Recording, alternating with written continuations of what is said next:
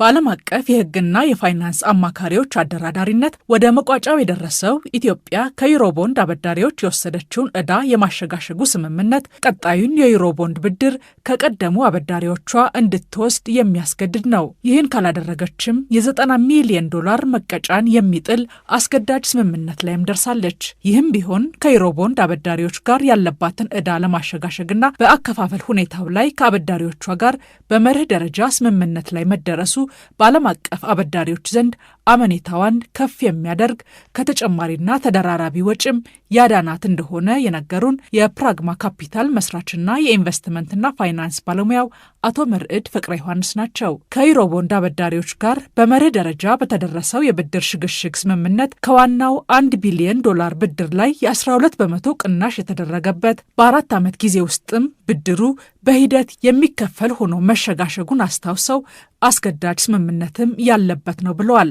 ይህም ኢትዮጵያ በቀጣይ የዩሮቦንድ ብድር ለመውሰድ ከወሰነች ለእነዚሁ አበዳሪዎች በተሻለ ወለድና ጥቅም በስምምነቱ መሰረት ቅድሚያ እንዲሰጣቸው ዋስትና የሰጠችበት ነው ብለዋል። በፈረንጆቹ አቆጣጠር ከጁላይ 2028 በኋላ ያ ማለት ከአይኤምኤፍ ፕሮግራም ካለቀ በኋላ ኢትዮጵያ አዲስ የሆነ የዩሮቦንድ ለገበያ ማቅረብ ትችላለች እና ያንን የምታቀርበው ደግሞ በአንድ ዓመት ውስጥ ከሆነ አዲስ ዩሮ ቦንድ እስከ 1 ቢሊዮን ዶላር ባለው ዋጋ አሁን ባለው ተመሳሳይ መጠን አዲስ ዩሮ ቦንድ ከአይኤምኤፍ ፕሮግራም ካለቀ በኋላ ለገበያ ስታቀርብ ለአሁን ላሉት ኢንቨስተሮች ዋስትና ሰጣለች። ያ ዋስትና ምንድነው? እነዚህ ኢንቨስተሮች በአዲሱ ቦንድ ሲወጣ በተሻለ መንገድ እንዲጠቀም ለማድረግ ኢትዮጵያ ካወጣች ቦንዱን ካወጣች ማውጣት ግዴታ አይደለም፣ ግን ለማውጣት ተስማምታለች።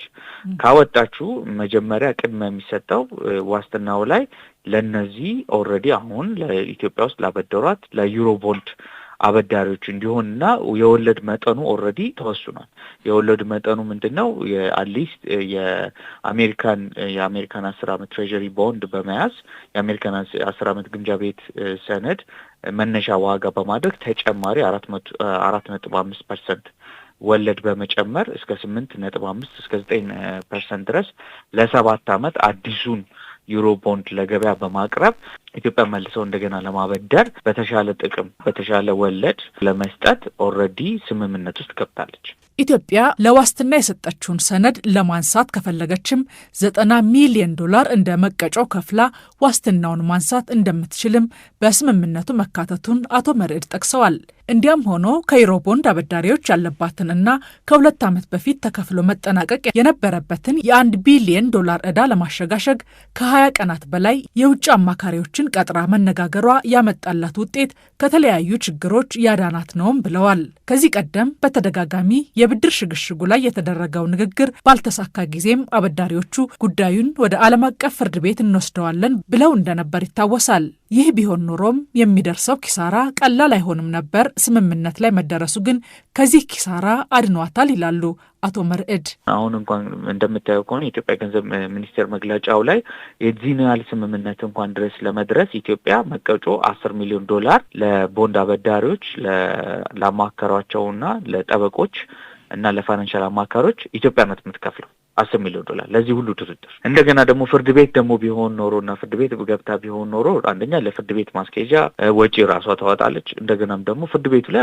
መሸነፋችን አይቀርም፣ ምክንያቱም እኛንን ያልመለስ ነው እንዴት እንመልሰዋለን የሚለው ነገር ነው ፍርድ ቤቱ የሚወስነው እንጂ ዞሮ እኛ ጋር መምጣቱ አይቀርም። ያ ደግሞ ለፍርድ ቤት እነዛ የዩሮ ቦንድ አበዳሪዎች ያወጡትን ወጪ ደግሞ ሌላ ተጨማሪ ወጪ ነበር የሚዳርጋት። እንደገናም ደግሞ አገሪቷ ላይ ደግሞ ጥላሸት ነበር የሚጥለው። ምክንያቱም አንድ ሀገር ከብድር ሳይመልስ ከዓለም አቀፍ ተበዳሪዎች ብድር ሳይመልስ ዲፎልት አድርጎ ወይም ከስሮ አለመመለስ በተለይ ሌሎች አበዳሪዎች አመኔታና ኮንፊደንስን ያሳጣል። ከዓለም አቀፉ የገንዘብ ድርጅት አይኤምኤፍ ጋር በተጀመረው የኢኮኖሚ ማሻሻያ ከያዘችው ነጥቦች መካከል አንዱ ኢትዮጵያ ያለባትን የውጭ ዕዳ ማሸጋሸግ የሚለው እንደሚገኝበት ያስታወሱት የፋይናንስ ባለሙያው አቶ መርዕድ 5ኛው ዙር የአይኤምኤፍ ግምገማ ከመውጣቱ በፊት ስምምነቱን መቋጨቷም ትልቅ እርምጃ ነው ብለዋል። ኢትዮጵያ ከዩሮ ቦንድ አበዳሪዎች የነበረባትን የ$1 ቢሊዮን ብድር ለማሸጋሸግ በአውሮፓውያኑ አቆጣጠር ከሰኔ 5 እስከ 28 2026 በዝግ በተደረገው ድርድርም ሁለቱንም ወገኖች ለወከሏቸው ዓለም አቀፍ የፋይናንስና የሕግ አማካሪዎች የሚያስፈልገውን ክፍያም ኢትዮጵያ እንደሸፈነች ሰምተናል።